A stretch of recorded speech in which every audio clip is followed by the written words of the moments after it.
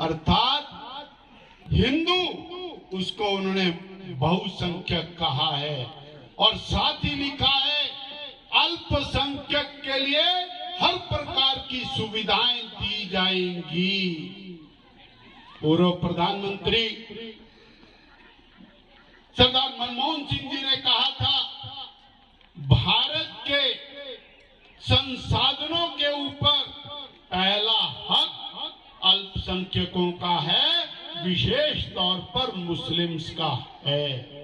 वही चीज इन्होंने अपने पन्ना नंबर 7 और 8 के अंदर व्याख्या की है। और परसों मैं सुन रहा था राहुल जी ने इसकी खुल के व्याख्या की है।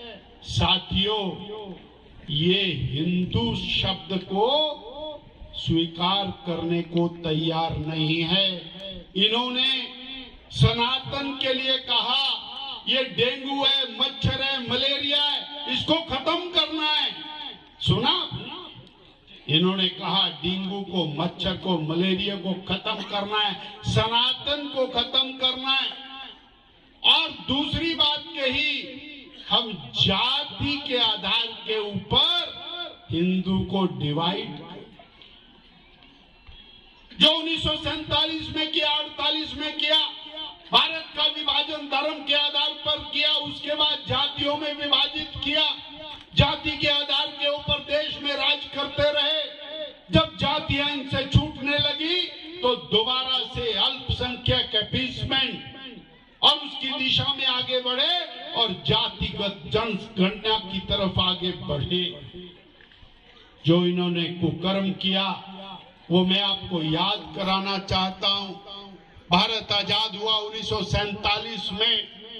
श्री राम जन्म स्थान पर राम मंदिर का निर्माण उस समय होना चाहिए था। नेहरू जी ने राम जन्मभूमि के जैसे ही ताले खुले वैसे उसके ऊपर ताले लगवा दिए। दिल्ली से ऑर्डर किया, राम जन्म स्थान पर राम मंदिर नहीं रहना चाहिए, उसमें ताले लग गए। लगातार संघर्ष हुए, पहले 500 साल संघर्ष हुए, आजादी के बाद लगातार संघर्ष हुए। मुझे वो दिन याद है 1991 का, जब बड़ी भारी कार सेवा हुई, मैं भी उसमें गया था।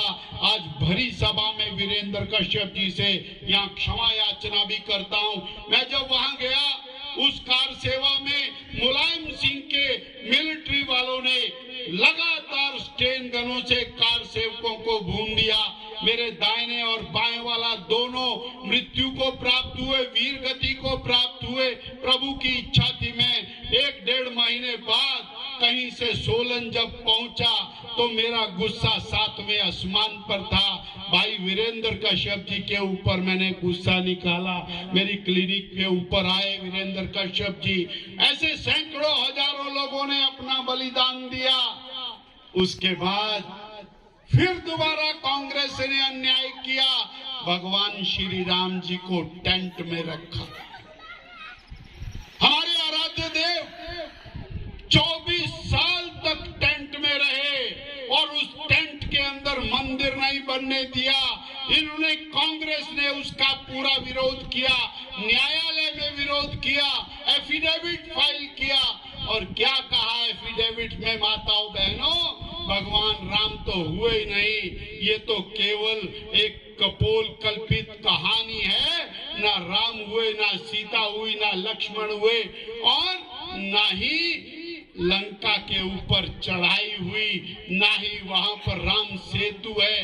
ये एफिडेविट फाइल किया और इसका डट के विरोध किया। आज श्री नरेंद्र भाई मोदी के कारण हमारे आराध्य देव भव्य राम मंदिर में विराजमान है। वो दिव्य, वो अलौकिक श्री राम जी का मंदिर देने वाले श्री मोदी जी को क्या हम तीसरी बार देश का प्रधानमंत्री नहीं बनाएंगे? भगवान श्री राम जी का मंदिर बनाने वाले को तीसरी बार देश का प्रधानमंत्री नहीं बनाएंगे क्या? और सनातन को समाप्त करने वाले, सनातन को गाली देने वाले, सनातन को डेंगू मलेरिया मच्छर बोलने वाले, ऐसे लोगों को हम जीतने देंगे क्या? ऐसे लोगों को जीतने देंगे क्या? देश को जाति धर्म संप्रदाय के आधार पर बांटने वालों को हम जीतने देंगे क्या? मैं और ध्यान कराता हूं, या ओबीसी की बात हो रही थी, उसी के आगे पन्ना नंबर के ऊपर लिखा है ओबीसी आरक्षण में से 6% आरक्षण निकाल करके अल्पसंख्यकों को दिया जाएगा। और ये काम ये पहले 2 राज्यों में कर चुके हैं। ध्यान से सुन लेना। और हमने 10 बार पूछा है, कांग्रेस लिखित में स्पष्ट करे वो अल्पसंख्यकों का आरक्षण नहीं देगी, परंतु अभी तक उत्तर नहीं आया।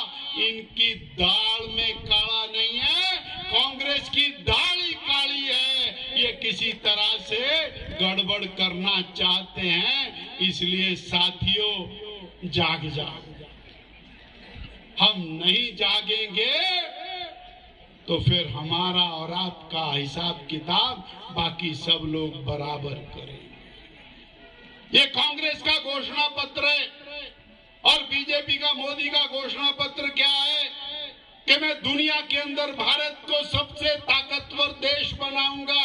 मैं 5 साल के अंदर दुनिया में तीसरी महाशक्ति भारत को बनाऊंगा। एक कांग्रेस ने पूछा, कांग्रेसी ने बोले अभी 5वें नंबर पे, तीसरे पे आ जाएंगे तो क्या होगा? तो उसको बताया, मनमोहन सिंह जी 11वें नंबर पे छोड़ के गए थे, सोनिया जी 11वें नंबर पे छोड़ के गई थी, 5वें पर आए तो क्या हुआ?